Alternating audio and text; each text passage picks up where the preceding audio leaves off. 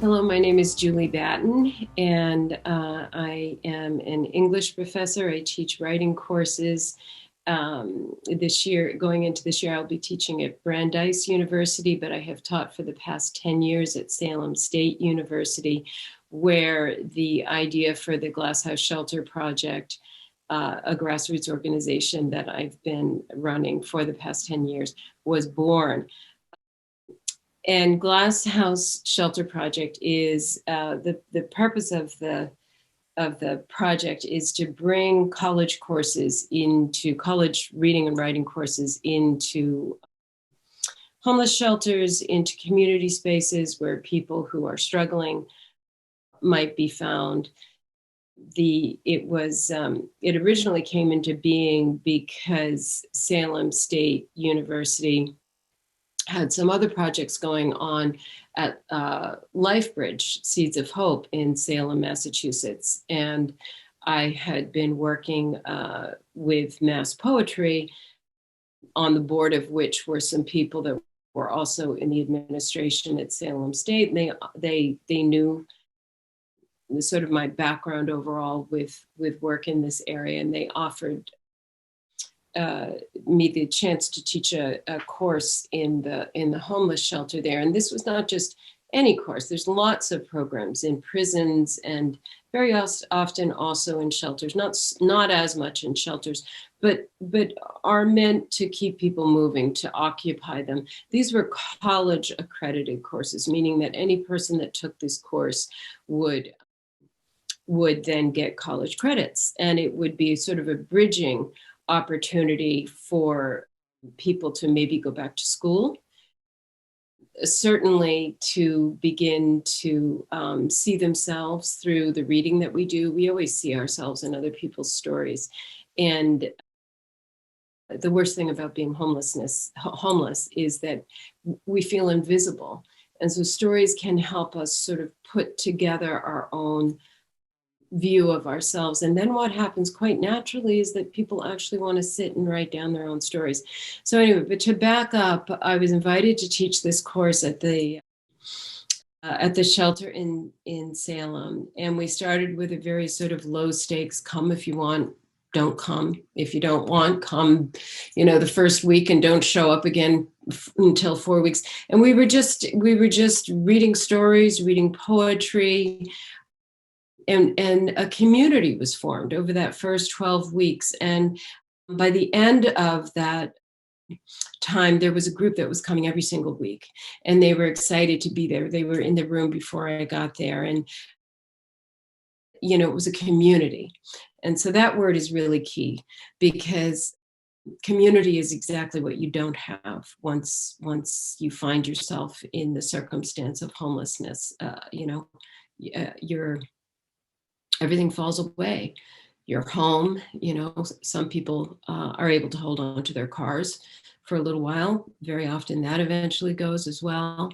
And so forming a community of any sort for people who are homeless is really, really an important piece, I think, of getting back on their feet. And of course, the Housing First initiative is so important. We need housing. We need better housing. We need more affordable housing in this country. That's really what's at the core of this whole problem. The other thing that's at the core of this whole problem is the way that we define homelessness. We think only of the people that you see sort of sitting in their own mess in a doorway as you're, walking around at night, going, and you think, really, do we have to have this? And there's mental illness, there's disease, there's physical disability, people with chronic illness that are living on the street that can't be employed because they're not well enough to be employed. And so that's what you're actually seeing. And in fact, we just interpret as the sort of surface view of that, well, why can't they just go and get a job at, the local supermarket or something, right? It's much more difficult than that. The other thing is that the government only really allows us to see that face of homelessness. And in fact, if you just scratch the surface, the predominant, the majority of people in this country who are homeless are families, people with kids, and also college age kids, which is one of the reasons why I started doing this work. Because I thought, what could be more intimidating if you're a 20-year-old kid and you're homeless? Very often, this also involves the, LGBT, TQIA community, because they've been othered by their families, and so very, kids who are just really finding their own gender identity are thrown out before they have a chance to sort of get a foothold. And so I thought, what could be more difficult than to go into a classroom and sit there amongst a bunch of 18-year-olds and try to get an education so that you can, then get that job you want. And again, it's all about getting a foothold. And so I thought, what if we brought college into the shelter? Which was really what Salem State offered me the chance to do right at the get-go. The opportunity was there, but the how of it wasn't really figured out yet. And it was in doing the work in the way that I've already mentioned, just going in and having it be just a very low stakes sort of, meeting to begin with, that I found that people started to come on a regular basis and felt not only safe in the group, but that it was a place where they could unburden themselves. They could be honest. They could support each other in their stories.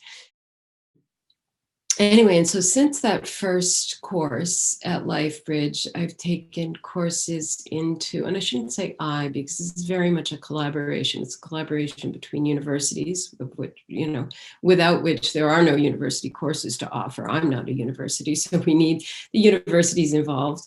And I was lucky enough, and I'm so grateful for getting a President's Creative Economies grant from the University of Massachusetts, Boston.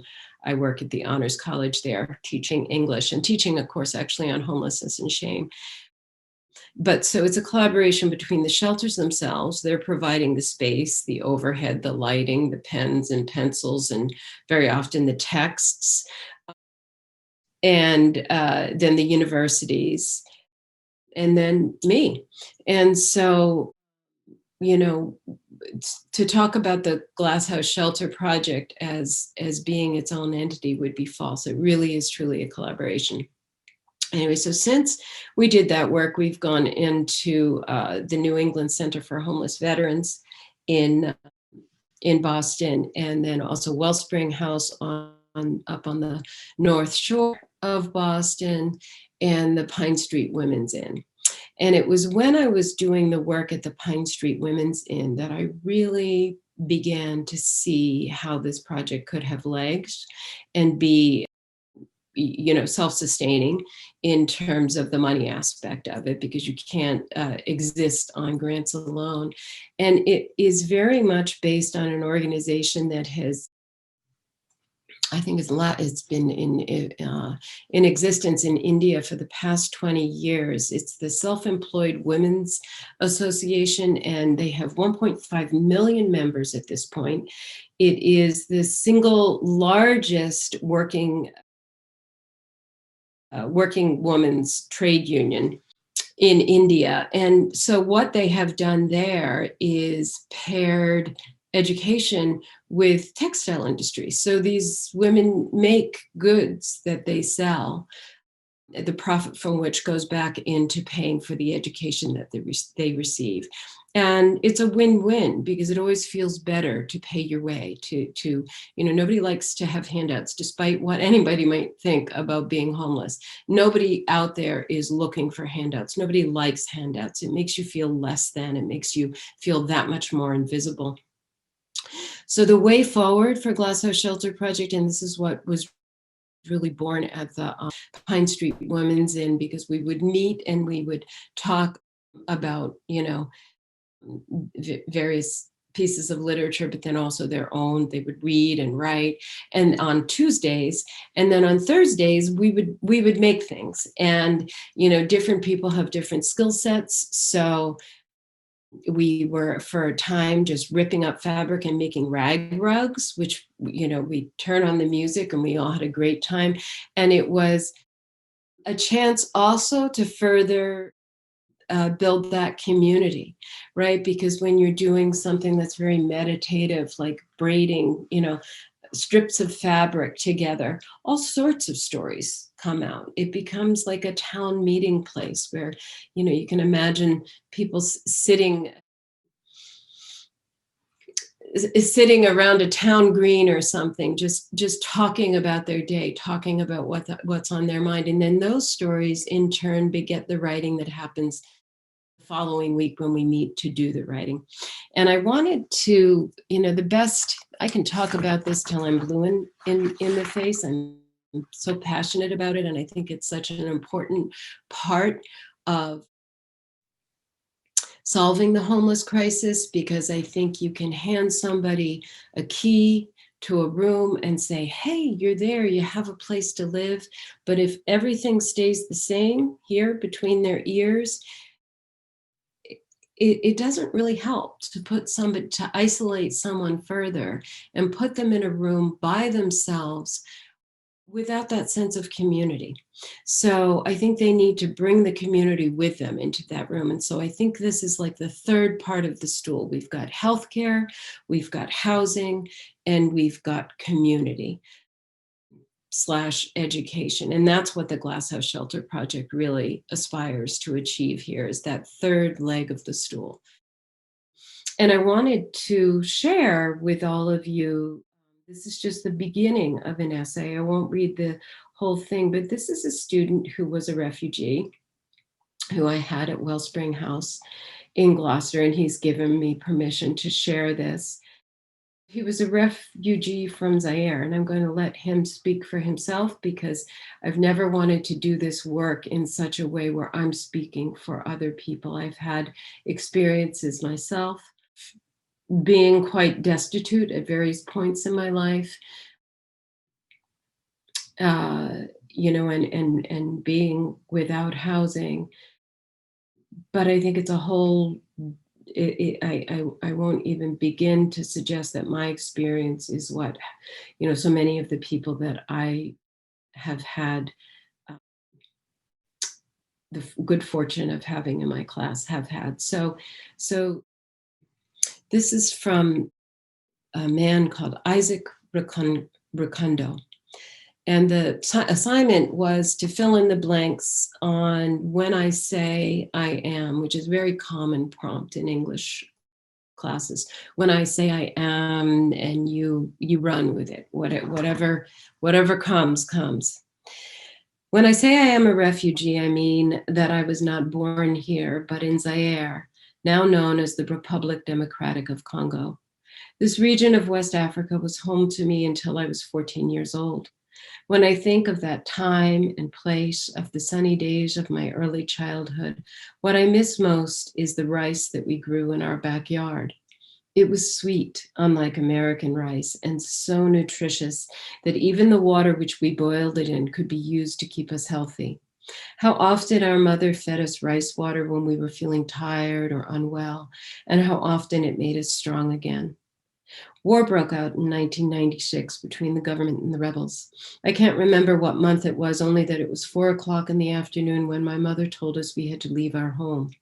We had just come home from school, and as she spoke to us, we saw the dust moving up to the sky in the distance. People, many people, were coming in our direction, churning up the road beneath their feet as they ran from the killing. Then we, too, began to run. We ran for 2 hours before it got dark, and still we had 3 more hours before we could get to the border of Zaire and Uganda. We made the decision to spend the night hiding in the bush. That night, the mosquitoes bit us terribly, but no one dared complain for fear of being heard. Very early the next morning, around 5 a.m., we woke up and continued on our journey. After 2 hours, we could see in the distance the faint line of the big river called Ishasha, cutting through the land. We knew this meant we were close to the border of Uganda and Zaire. As we walked, we heard the sound of the water, and the temperature began to change from hot to cold. As we drew closer and closer to the water, the land softened beneath our feet, and we found ourselves walking through rice fields. Everyone was happy that we were at last going to be safe. And then it happened.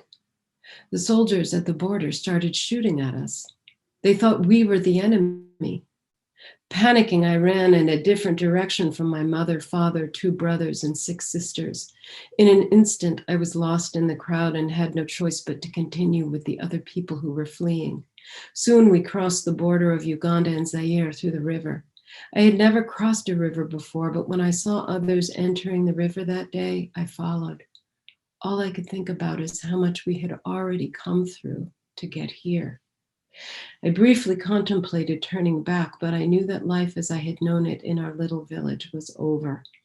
Even before we had fled, the peace of our everyday life had become threatened.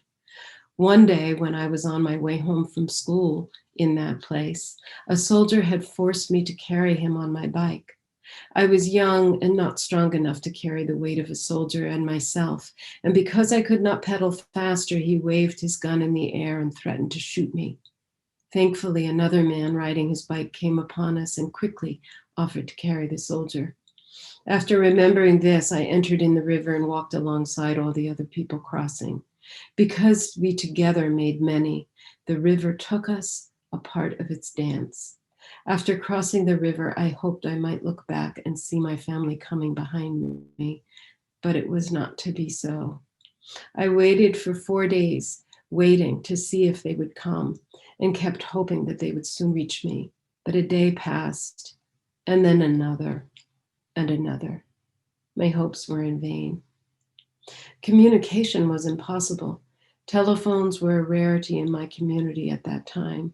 I would sometimes see soldiers carrying big phones with wires sticking out of them, and sometimes the rich people that came among us had small radios to help them hear about news. But I personally had no way to reach my family. There is a kind of silence in this isolation that Americans have a hard time understanding. That's a story I never could have told. Most of us probably never could tell it. And so the Glasshouse Shelter Project is a platform for people like Isaac to tell their story, for people like you to learn a different face of homelessness. There's so much courage embedded in the stories that my students tell me that I am humbled over and over and over again. And so, here we are, still in the middle of a pandemic. The news is not good. I think I read this morning that all 40 states, the numbers were up in all 40 states. And so when I might get back in a community classroom, either in a shelter or in a community space, I'm not really sure about. But there is a way to do this. And I think, again, that the association that I mentioned in India has the right idea. And rest assured that I am trying to do my very best to replicate that here in this country through the Glasshouse Shelter Project. So, I welcome anybody else to take the footprint of this plan and go to it, because what we have right now is not good enough. We need to do better. Thank you.